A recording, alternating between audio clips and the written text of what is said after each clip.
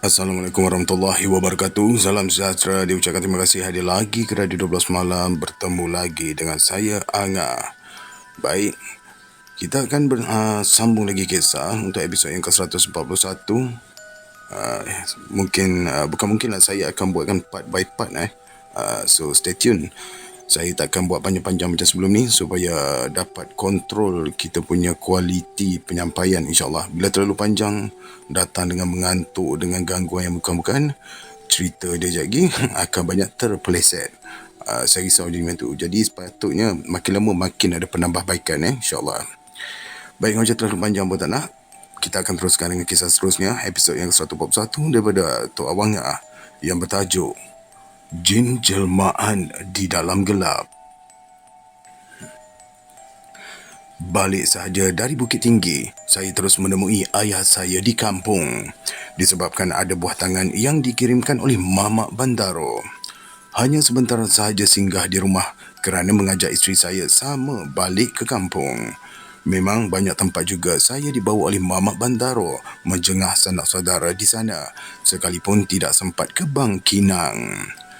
Apabila diberitahu kepada ayah saya mengenai Mamak Melano di Kapur 9 dekat Bangkinang, cepat-cepat dia mengambil surat-surat yang sekian lama disimpan baik-baik dalam laci almarinya. Dia membuka semula semua sampul surat itu dan membacakan isi kandungan surat berkenaan di hadapan saya. Terbayang di wajahnya akan keinginan mahu menemui abangnya yang jauh di seberang, malah tidak pernah bersua muka. Hanya beberapa keping postcard gambar Mamak Melano yang ditatapnya yang dikirimkan dari sana. Tentulah keinginan itu juga sama terpendam di hati Mamak Melano setelah sekian lama berutusan surat. Tetapi Mamak Bantaro dan Darwis sudah berjanji akan mengusahakan supaya mereka dua beradik ini akan dapat ditemukan. Darwis juga berharap yang datuknya Mamak Melano akan menjejakkan kaki di tanah Semenanjung sekalipun ayah saya tidak dapat menjengak sanak saudaranya di Kapur 9. Ramai saudara mara kita di sini pun jarang nak bertemu, ujar emak saya semacam tidak menyenangi sekiranya ayah saya seringkali ingatkan saudara mara di Sumatera. Bukannya sikit belanja kalau nak ke sana? Dia mencemikkan muka menyindir ayah saya. Bukannya aku nak ke sana. Lantas, ayah saya mencebik bibir disebabkan tersinggung. Marah juga dia kalau diungkit mengenai hubungan kekeluargaannya yang terputus selepas kematian arwah Tok Haji. Dia percaya sekiranya Tok Haji masih lagi hidup, tentulah orang tua itu akan berusaha untuk merapatkan kembali hubungan itu. Tengok Udul Aziz, datang juga dia cari keluarga di sini. Emak saya beritahu mengenai Udul Aziz yang balik ke kampung itu berkahwin dengan saudara sendiri untuk merapatkan semula hubungan keluarga. Bertahun-tahun Aki Amit melarikan diri ke Pahang setelah berselisih faham dengan kaum keluarga di kampung. Sampaikan dia berkahwin di Pahang, mendapat beberapa orang anak pun, Aki Amit tidak jejakkan kaki ke kampung lagi. Merajuk benar dia disebabkan tersinggung apabila tanah miliknya dijual kepada ayah saya oleh dua orang abangnya yang mempunyai nama dalam satu geran. Tetapi ayah saya berikan juga bahagian Aki Amit kepada Udul Aziz, sekalipun geran tanah berkenaan tidak boleh dipecahkan. Biarlah Udul Aziz mewarisi semua bahagian yang ditinggalkan oleh arwah ayahnya. Ketika Aki Amit melarikan diri ke Pahang, memang siapa pun tidak tahu ke mana menghilangnya. Setelah dia uzur, benar baru dia menghubungi ayah saya dengan menuliskan surat. Terkejut juga ayah saya apabila dihubungi oleh Aki Hamid setelah bertahun-tahun dia meninggalkan kampung halaman. Memang ayah saya kunjungi juga Aki Hamid disebabkan uzurnya semakin teruk. Dia kenalkan anaknya Udul Aziz kepada ayah saya supaya carikan jodoh di kampung. Kesal juga dia disebabkan lama meninggalkan kampung halaman. Sebab itulah diharapkan Udul Aziz menghubungkan semula dirinya dengan sanak saudara di kampung. Aki Hamid dulu mudah sangat tersinggung. Sentap. Keluh ayah saya apabila kenangkan sikap Aki Amit hingga ke meninggal dunia pun tidak sempat menjejakkan kaki balik ke kampung. Tetapi ayah saya juga penuhi permintaan dia supaya menjodohkan Udal Aziz dengan sanak saudara di kampung. Sebab itulah Udal Aziz menumpu ke rumah saya kalau mahu mengadukan apa-apa pun masalahnya. Dia sudah menganggap ayah saya sama juga seperti Aki Amit yang boleh digantungkan harapan. Apalagi kalau mendengar saya balik ke kampung, nescaya Udal Aziz akan datang berkunjung. Dia sanggup sengkang mata sampaikan jam 2 pagi, tercokok berbual hingga terkuat-kuat menahan mengantuk. Kadang-kadang dia akan terlelap juga sampai subuh barulah balik ke rumah. Memang Udal Aziz tahu sangat mengenai ayahnya yang dikatakan keras hati, sampaikan orang-orang kampung terkilan dengan sikapnya. Tetapi Aki Hamid tidak peduli apapun, sekiranya dia sekeluarga tidak dipedulikan oleh orang-orang kampung. Dia sanggup menyingsing lengan baju kalau permatang sawahnya dipokah orang dengan tidak bersebab. Bila-bila dia akan menyergah sesiapa pun kalau tapak semayannya diserbu kambing ternakan orang. Biarlah orang tuduh dia jadi ayam jantan yang berkokok di halaman orang asalkan keluarganya tidak dipermain-mainkan. Sampaikan jiran dekatnya iaitu Ngah Latih pun dicekak leher apabila menebang pokok pinang di sempadan tanah yang jatuh menimpa reban ayamnya. Sebab itulah Ngah Latih menuduh dia keras kepala datang ke kampung orang. Tetapi Aki Hamid akan tenang. Tetapi Aki Hamid, dia akan tentang sesiapa sahaja kalau tuduh dia menumpang di kampung halaman orang kerana dia sendiri tidak pernah meminta-minta. Tanah tapak rumahnya dibeli dengan titik peluhnya setelah bekerja kuat di estet. Masakan dia mahu menumpang kalau tanah berkenaan dibelinya sendiri. Jangan cuba siapa pun perkecilkan dia fasal menetap di kampung berkenaan. Hingga kan Ngah Latih menolong tengah malam. Kenapa dia tulis menolong? Melolong sini. Tengah malam akibat dipatuk ular tatkala balik dari surau. Ya, melolong. Dia tulis di sini menolong. Saya ulang balik ya. Hingga kan Ngah Latih melolong tengah malam akibat dipatuk ular tatkala balik dari surau. Tiba-tiba saja Aki Hamid terjonggol. Perkara bermusuh tidak akan berlanjutan menjadi dendam pada Aki Hamid. Dia akan berang tatkala hati tengah panas menahan kemarahan yang memuncak. Tetapi dia akan kembali melupakan segalanya setelah semuanya berlalu. Sebab itulah dia sanggup jengah Ngah Latih. Ngah Latih setelah diberitahu oleh Andak Sumi mengenai suaminya dipatuk ular. Lagipun Andak Sumi sepupu isterinya malah kebok. Kenapa disebut kebok? Bukan malah becok ke ni ada nama baru pula ni. Dia tulis malah kebok. Tapi kita jalan je lah malah kebok dulu. Saya takut ni watak baru ni. Lagipun Andak Sumi sepupu isterinya malah kebok. Tentulah tidak sampai hati Aki Hamid membiarkan Ngah Latih mengerang-gerang kesakitan sepanjang malam. Apalagi mahu dibawa ke hospital. Siapa yang sanggup mengusung dengan basikal sampaikan berpuluh-puluh batu ketika itu? Ketika perintah orang putih, bukan setakat hospital sahaja yang jauh dari kampung terperosok demikian. Malah jalan juga dikelilingi belukar yang padat. Masakan mereka dilarat mahu mengusung Ngah Latih ke hospital setelah dipatuk ular semasa balik dari surau. Dia sendiri tidak menyangka bayang hitam di hadapannya. Ular tengah melintang jalan. Sebaik saja kakinya terdorong ke hadapan. Tidak bertangguh, ular itu mematuk sampaikan melekat taring ke betis. Ketika dipatuk, memang Ngah Latih merasa sakit di bahagian taring ular itu yang melekat saja. Apabila tengah malam, barulah dia terasa bisanya menyenak sampaikan ke pangkal paha. Baiklah, sebelum saya teruskan, saya nak maklum kisah Tok Awang ni macam biasa. Dia banyak typo Saya akan baca sekali lalu. Andai kata ada problem, saya akan maklum balik Baik, kita teruskan. Sebab itulah Andak Sumi menyerbu ke rumah Aki Hamid, jirannya yang paling dekat.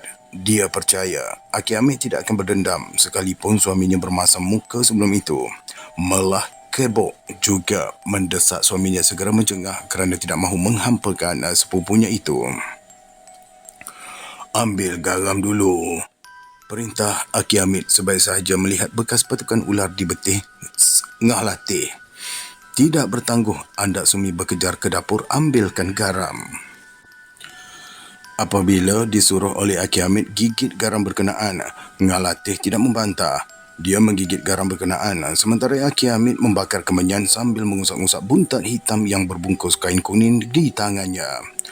Dalam beberapa minit sahaja, Andak Sumi nampak beberapa ekor ular tedung senduk naik ke rumah menyebabkan dia terkejut tidak keruan. Apabila ular berkenaan melenggok-lenggokkan kepala bagaikan menggeleng, lantas Aki Hamid menyuruhnya segera tinggalkan rumah. Maka tidak bertangguh ular-ular berkenaan menyerbu ke pintu terus hilang dalam kegelapan malam.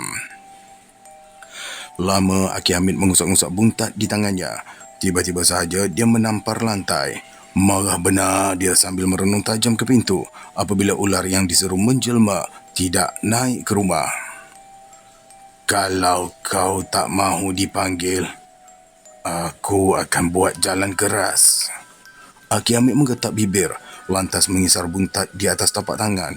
Ketika ini Andak Sumi nampak tapak tangan Aki Hamid berasap laksana bara api yang disimbah air. Puas dia mengisar buntat di tangan, barulah seekor ular sebesar lengan berwarna hitam berkilat naik di kepala tangga. Ular hitam itu mengangkat kepala sebaik saja sampai di hadapan Aki Hamid dengan lehernya kembang bagaikan bunga teratai. Sekarang ni, kau mahu baik atau buruk? Bentak Aki Hamid tidak berganjak dari tempat duduknya, sekalipun Andak Sumi sudah pun berundur berlindung di belakang melah kebok.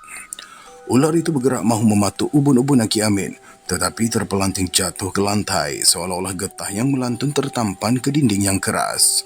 3 kali ular itu bingkas bangun mahu mematuk ubun-ubun Aki Hamid, tetapi dia tetap tergolek ke lantai seolah-olah kepalanya dihenyak kuat.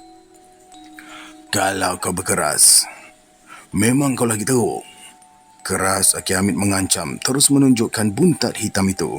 Sekaligus pula kilauan memancar dari buntat berkenaan menyambar kepala ular tersebut. Perlahan ular itu bingkas bangun dengan terhuyung hayang mendekati Ngalatih yang mengerang-ngerang sakit.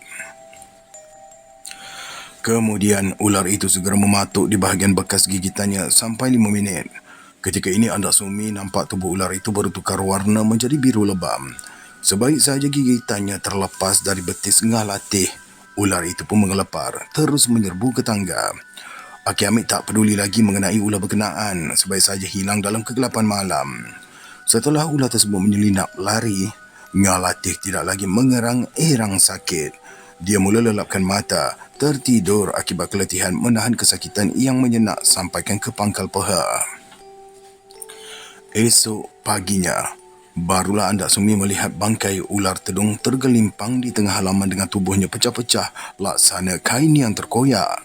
Tidak beranilah dia mahu mengheret bangkai ular itu dibuang ke sungai. Maka terpaksalah dia meminta bantuan Uda Lajis buangkan saja bangkai ular tersebut ke sungai. Semenjak itu pula lah Ngalatih berbaik-baik semula dengan Aki Hamid. Kalau diminta menyeraya.